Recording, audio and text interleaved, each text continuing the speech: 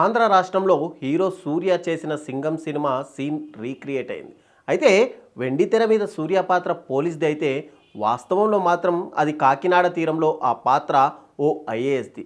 ఆ చిత్రంలో సూర్య సముద్రంలోకి వేగంగా వెళ్ళి విలిన్ల ఆట కట్టిస్తాడు. సరిగ్గా అదే తరహాలో సముద్ర మార్గంలో షిప్ ద్వారా జరుగుతున్న రేషన్ బియ్యం అక్రమ రవాణాను కాకినాడ జిల్లా కలెక్టర్ అడ్డుకున్నారు. పోలీసులతో కలిసి పడవలో వెళ్లి వరి అక్రమంగా రవాణా చేస్తున్న పీడీఎస్ బియ్యాన్ని సీజ్ చేశారు.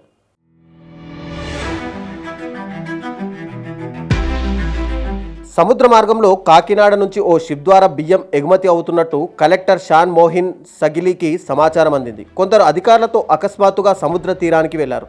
ఓ పడవలో సముద్రంలోకి వెళ్లి మరీ పీడీఎస్ బియ్యం లోడింగ్ చేసి అక్రమంగా ఎగుమతి చేస్తున్న సమయంలో ఆకస్మిక తనిఖీ చేశారు.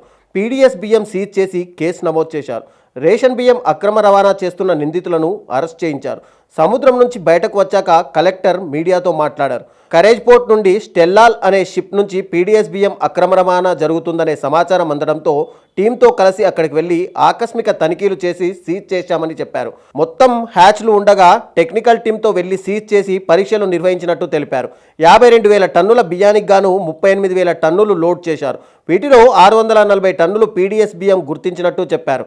వీటిలో బాయిల్డ్ రైస్ కూడా ఉందని, దర్యాప్తులో అన్ని విషయాలు బయటకు వస్తాయన్నారు ఈ సింగం కలెక్టర్.